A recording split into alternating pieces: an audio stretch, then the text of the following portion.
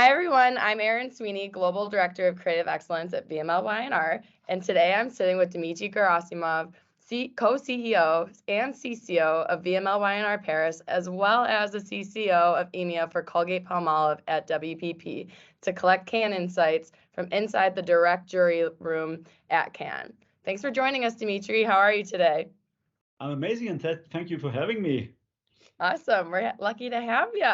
So in the spirit of keeping these interviews short and sweet, we provided our jurors a list of questions ahead of time. So why don't we get started?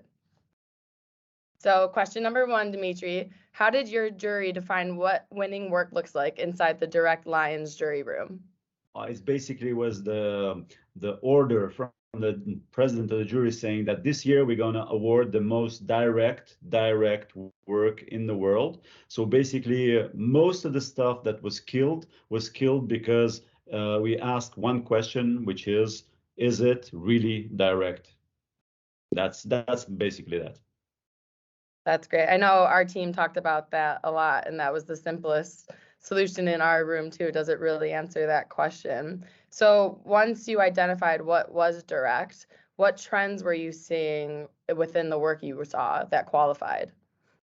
So there was lots of trends. I mean, one which is, I guess it's everywhere. Like sustainability was one big trend, more than a trend. It felt, almost like we're gonna all die. So much work was addressing this thing. But mainly the trend was not that much amazing, mind-blowing ideas and lots of very solid stuff. And that's the difference between now and other years. Usually, you have lots of disparities. Like some stuff is really a bit ugly, a bit not okay, and then lots of stuff are cool. Now everything is very even, so it's hard to stand out. So that's basically the trends. Totally. And then what did you wish you saw more of in the jury room? And then on the contrary, if you saw a lot of repeats, what did you wish you saw less of?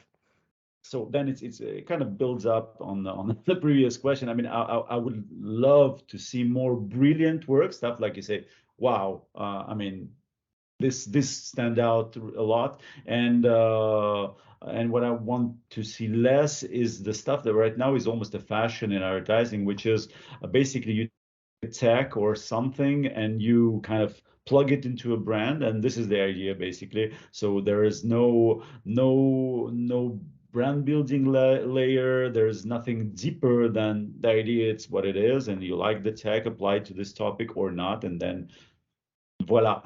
So more depth, more brand building, even in categories like direct, rather than just random ideas. That basically what I saw a lot of.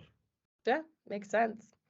And then why do you think Less Talk More Bitcoin won the Grand Prix? So in fact, it was unanimous. It took like really 5 minutes to give the Grand Prix, because basically it was the purest example of direct that we had. It's just like a QR code that needs to scan. That's basically it. It's direct by essence, and it fucked with the institution of the Super Bowl. So basically, it was provocative in the same time and direct in the same time. And I would add what we were talking before. For me, it was lacking a brand building layer. So it's a coup, it's a stunt, and it doesn't add anything to the brand that is doing that. So, but again, this was the purest example of direct and the most provocative one. Yeah, I loved this. I remember I was actually hosting a Super Bowl party in Chicago, and when this came on the screen, I was like the only one excited by this ad. And you could tell I was the only one that in the advertising industry, because I was like, what is this? And most people were like, oh, like this is so cheap, like, and phony. But when you're coming from our world, you're like, wow, like how simple, but how smart, and just, breaking convention. I agree, and the thing is that we discussed it just like even at dinner, more than at the voting for the Grand Prix. But the thing is that actually the results. I mean, this is a simplistic idea, and it's on the verge. It could be really shit, or genius. And you never know. Like nobody could say like it's genius or it's shit.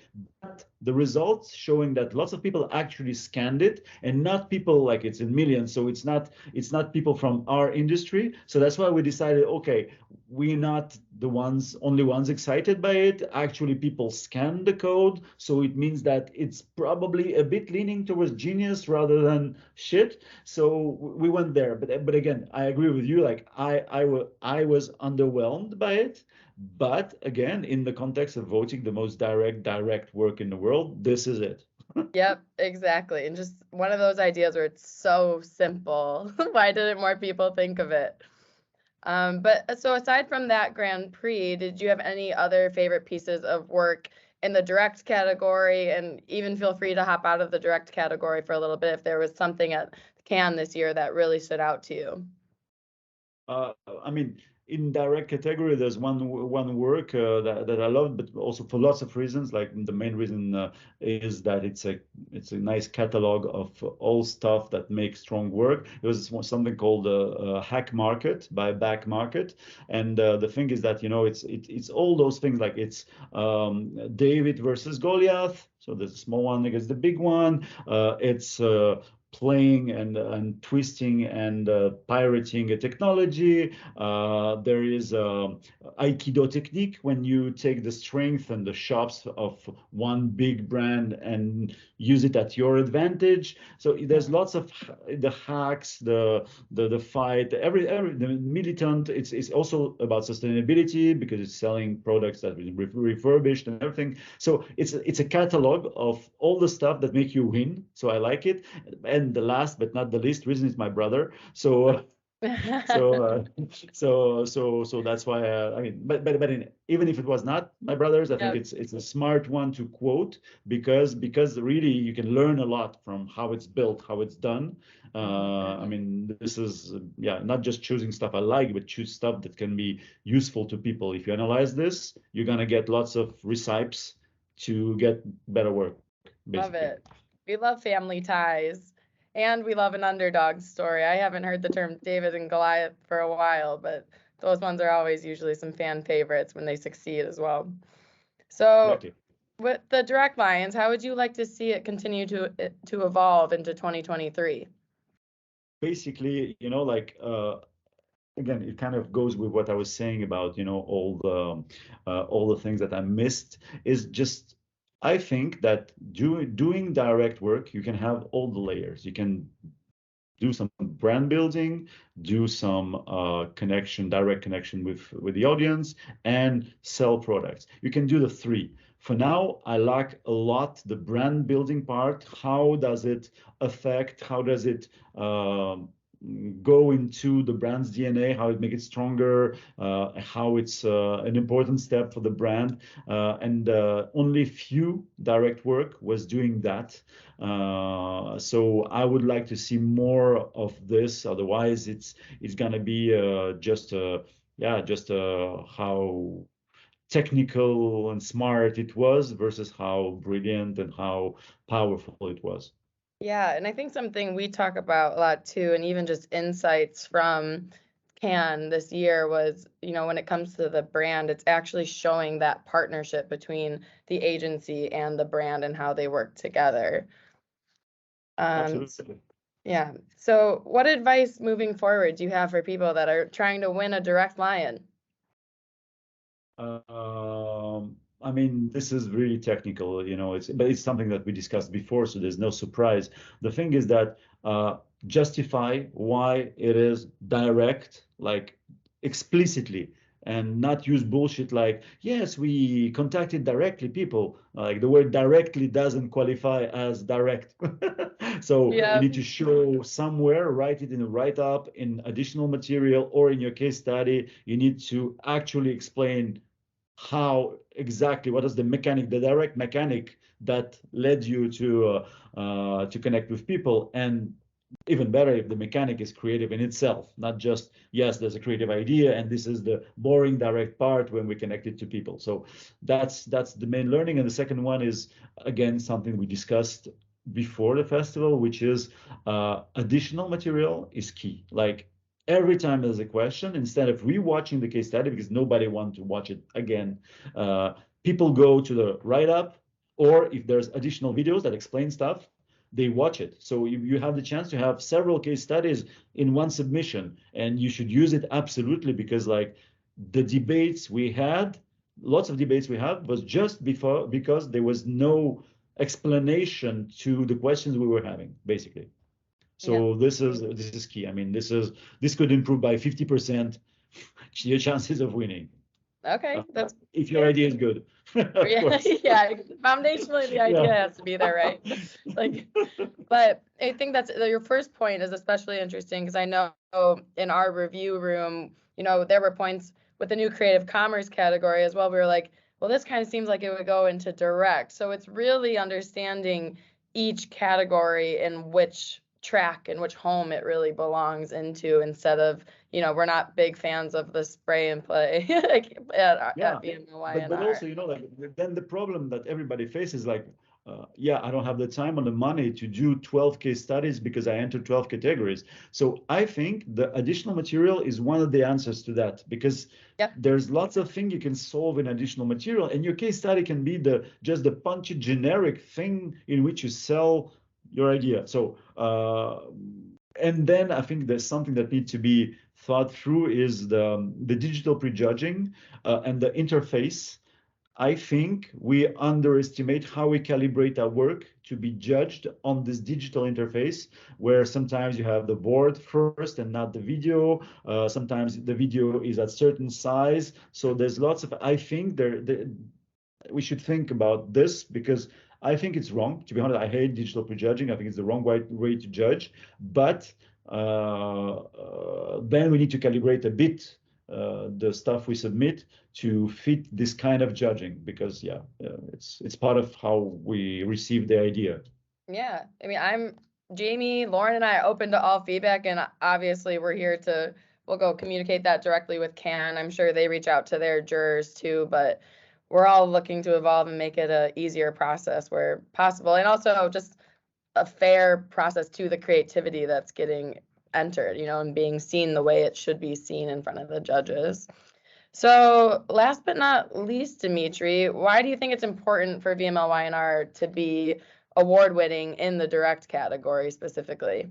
So for me, that this one is quite clear, because you know, it's the second time I'm judging direct. I quite like the category, and I like it for a reason. Usually, first, it's a category which is precise but still wide enough, so there's a big range of new, fresh approaches, ideas that get entered. It's about a bit of an iconic category, let's say. And the thing is that because it's direct, it's linked to results. So it's like a creative Effie.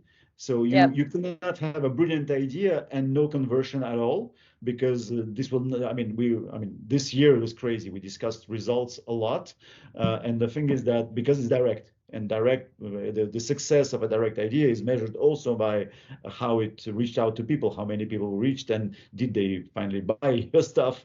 So the thing is that I think we need to win there more even than in different other categories, because it's a bit the equivalent of the Effies, but in a creative way. So yeah, I should know this, but I'm interested I'll go back and check after this, because I'm sure it's one of the categories where it's, you know, like results is 40% of it, but it's interesting if results was such a heavy topic in the room, maybe it's higher than what's on paper, you know. But then maybe it's also a kind of a conclusion in a way, and it's about what I don't want to see there, and why. Maybe it's a whole debate. You know, right now there's this thing about we judge sometimes not the idea but the results. For instance, there were a thing for Black Friday, Black owned business or something like that, and it was basically a music video with some stars, shoppable. I mean, that has been done 1 million times.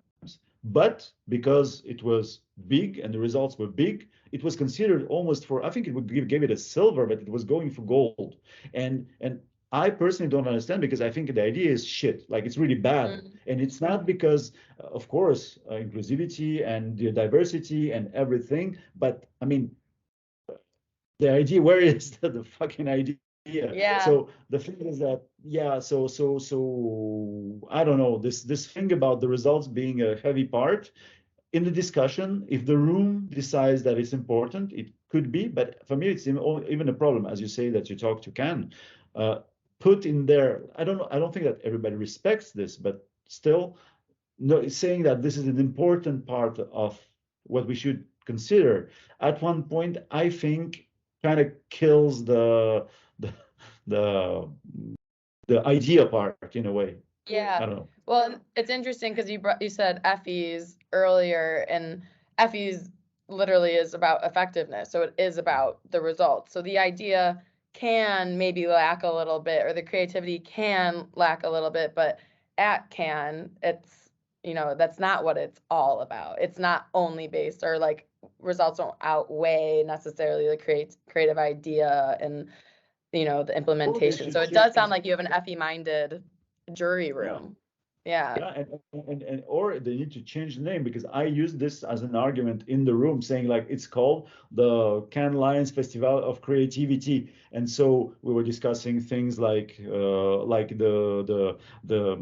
how you call it, the Samsung app that was already done by Nokia 12 years ago and won Gold Lion in cyber. Still, there was people saying, yeah, it's the same thinking, but now the technology has evolved, so now it's much bigger, better. And I said, like, I'm really sorry, it's called Festival of Creativity. Come up with new fucking ideas. Don't just take something done 12 years ago and make it better because, yes, technology has evolved. But I was almost only one. No, I was almost the only one in the room to think like that. Everybody disagreed. They said, no, but this idea is so much better than this one. Okay. Yeah, then it should be put in the effectiveness category and then talk about how it's evolved. I agree. It's not foundationally, I think, what CAN stands for, but the good insight to know. I mean, I know a jury room may change year over year, but it does sound like they were hooked on results this year, so that's interesting. But any outstanding tips and tricks you would share for future jurors, and or even people just entering into the Direct Lions? Anything you have left standing for us? Do more lobbying. No, but you need to PR your stuff before. Like even if you forget the dirty part of lobbying, I mean, you just need to make your work known more before the festival, because this is clearly something like in digital prejudging. I think it's important, because lots of stuff, you go through so much stuff, you say, okay, this, but if you heard about it, Ad Age said it's great, you would say, oh, maybe, I don't know, maybe. And then you just like, it just changes by several grades, like more, but it can save your work. So I think, yeah, PRing the work before is something I would consider very strongly. I love that you said that. My comms background, and I know that's something we're focusing on going into 2023, and just being better at and bringing more experts in to help us as a network. Well, awesome, Dimitri. As always, it's been an absolute pleasure. It's been great catching up with you, and thank you for representing VMLY&R at Cannes. We hope you had fun doing it too for a second time in the Direct Cannes Lions category. For those tuning in, please be sure to check out all of our insight interviews on our Creative Excellence YouTube channel. And that's it for us. Thanks, Dimitri. Thank you. All right, we'll talk to you next time.